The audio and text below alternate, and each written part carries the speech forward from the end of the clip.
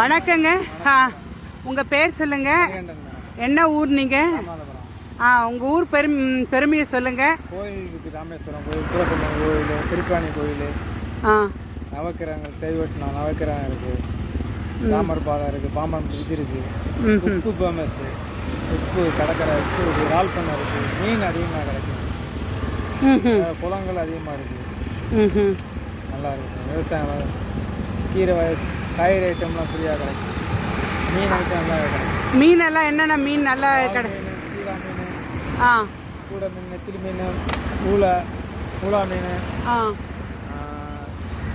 கலிங்க முரல், நண்டு இதெல்லாம் அதிகமாக, கனவா இதெல்லாம் அதிகமாக கிடைக்கும். இது இல்லாமல் பனங்கிழங்கு, நொங்கு, பதநீர், கருப்பட்டி, பதினில் காய்ச்ச கருப்பட்டி எல்லாம் கிடைக்கும். நீங்கள் இந்த ஊரில் எத்தனை வருஷமாக உங்கள் பல தலைமுறையாக இருக்கீங்களா? பல தலைமுறையாக தான். உங்கள் ஊர் இதே ஊருங்களா? என்ன ஊர் உங்களுது? ராமநாதபுரம்.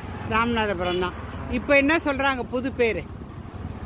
ராம்நாடுன்னு சொல்லுவாங்க. ராம்நாடு முகவைன்னு கூப்பிடுவாங்க. முகவை.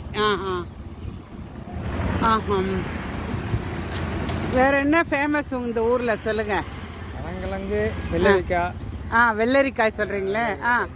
அது ரொம்ப குளிர்ச்சி, உடம்புக்கு நல்லது.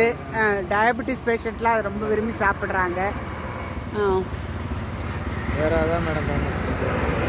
ஆள் நோக்கம் இருக்குது, கப்பல் உடைக்கிற இடம் இருக்குது, கீழக்கரை, தேய் கொட்டினா கடற்கரை ஏரியா, ராமேஸ்வரம், பாம்பன் பாலம், தங்கச்சி மடம், அக்காம் பாலம் ஃபேமஸ் தான்.